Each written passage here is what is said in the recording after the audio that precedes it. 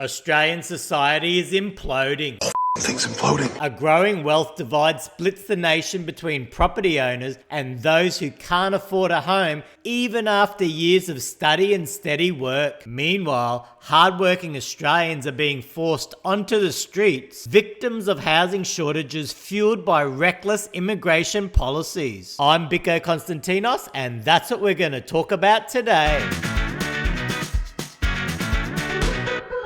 Think about this. If a morgue worker dies, they still have to come into work one more time. And if you're gonna die one day, make sure that before that happens, you get to enjoy some of the best content on the internet. Obviously, I'm not talking about my content, but if you do want some potentially better than average content, give us a like, baby, and hit that subscribe button if you haven't already. By the power of Grayskull, let's see why Australian society is imploding. Hey, can someone actually tell me what the hell is going on now? Society's imploding. Like, seriously, what is happening? We keep pumping house prices higher and higher without giving a rat's ass about any impacts. We have a crazy housing crisis here in Australia. I know it's global, but we've got one here in Australia.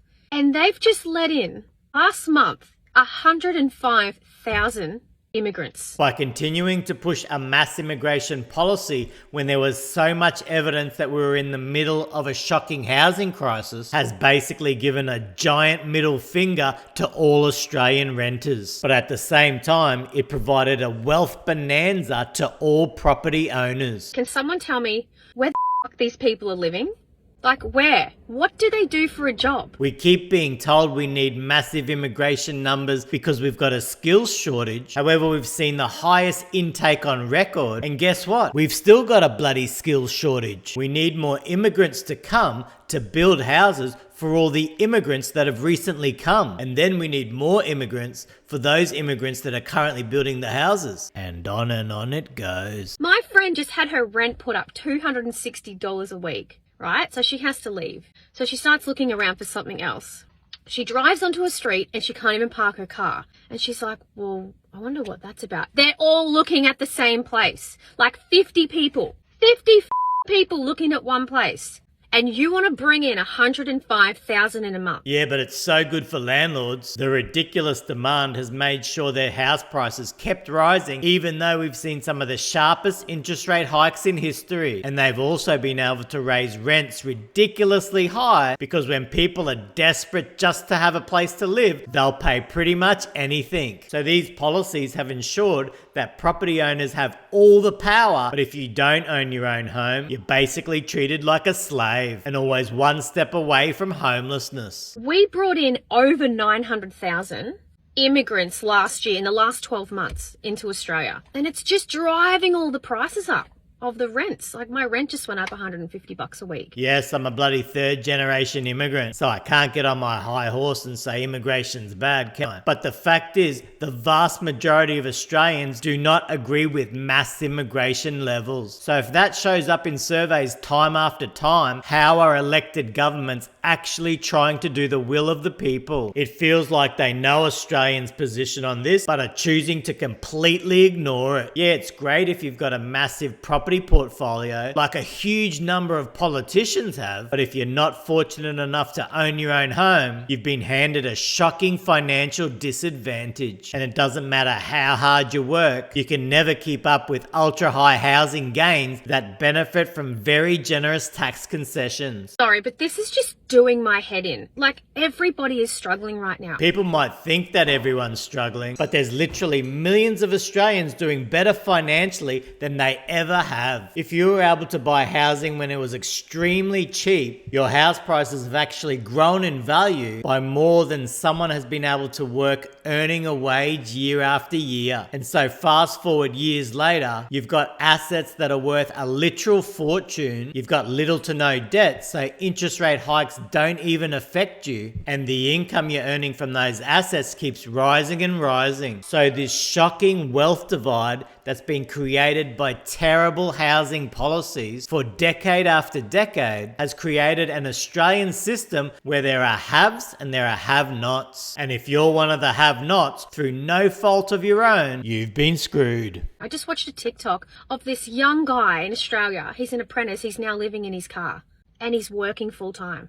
That's where we're at. Like, what is going on? The fact that working Australians are being put into a position where they're having to sleep rough is a complete and utter betrayal. You're working hard, you're paying thousands upon thousands in tax, and this is how you get rewarded? As per this article, there are thousands of people sleeping in tents or in their cars every single night in Australia, and that is not acceptable. We're one of the richest nations in the world. We've made billions upon billions from the incredible amount of resources that get dug up, mined, and exported, and yet we can't do forward planning to make sure that Australian citizens have enough access to affordable housing. Why do we care more about housing gains than people having somewhere safe and secure to live? This is like not living. Just to exist with a roof over your head and food in your belly costs so much money every week. Why is this happening? A global orchestrated plan to destroy the middle class, setting up a scenario that will own nothing and be very, very happy. And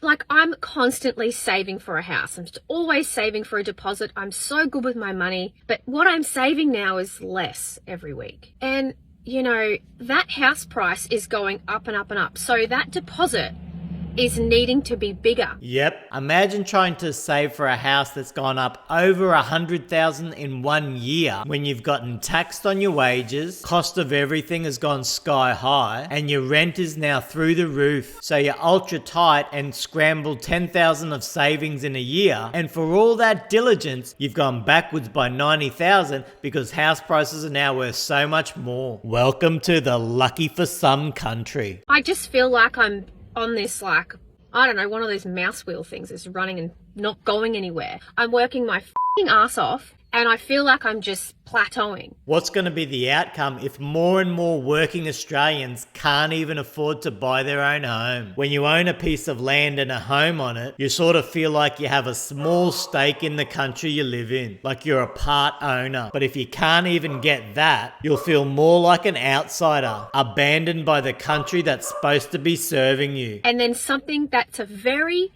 basic house in a suburban, you know, area with neighbors nice and close is $1 million now. Like, $1 million for that, and it needs work. It's not even new. I just, is this it? Is this life now in Australia? Yes, it is. We encourage massive demand for property due to policies that hugely advantage property owners. And then, if there's any chance that house prices could actually fall, we create new policies that add even more demand, thus propping up the market. This results in ridiculously unaffordable housing, and when that happens, it destroys society and destroys productivity. Because who's going to want to take some large risks and maybe start up a new company or a business when they can't even afford safe and secure shelter? And look what's happening to the Australian birth rate. Australia's birth rate has been less than replacement level for many years now. So if mass immigration wasn't actually pumped in this country, there'd be more than enough housing for everyone, which would have the effect of keeping house prices much lower and much more affordable. But alas, we can't have that. That's why I hustle my ass off and I'm building an online business. So I can live that laptop lifestyle and not be chained to this, like, just feel like you're just living just to pay bills, you know, pay your taxes, pay your high rents, pay all your fucking insurances. It's gross. It's not living. When governments print money out of thin air, like what happened during COVID, they reduce the value of every dollar you earn. So back during the 70s, 80s and 90s, the value of money actually stayed fairly consistent. But since the 2000s, the devaluing has accelerated. And that's why in the 80s, you only needed one income earner per household and you could easily afford to buy a home and pay it off relatively quickly. Fast forward to today and 2 full-time incomes is still not even enough. How about that for a bloody unfunny joke? All I dream about now is just like, cool, I'm building, I'm going to do something about it because I am not staying here. I wonder how many Australians are seriously contemplating moving overseas where the price of housing and cost of living is way less than Australia. I feel like the numbers are increasing rapidly. Honestly, what's happening? Australian society is imploding and no one seems to have the balls to take the drastic action needed to fix things. Start by reducing immigration to net zero, ban foreign ownership of Australian property, and overhaul the ultra generous tax concessions for property owners. I'm Biko Konstantinos.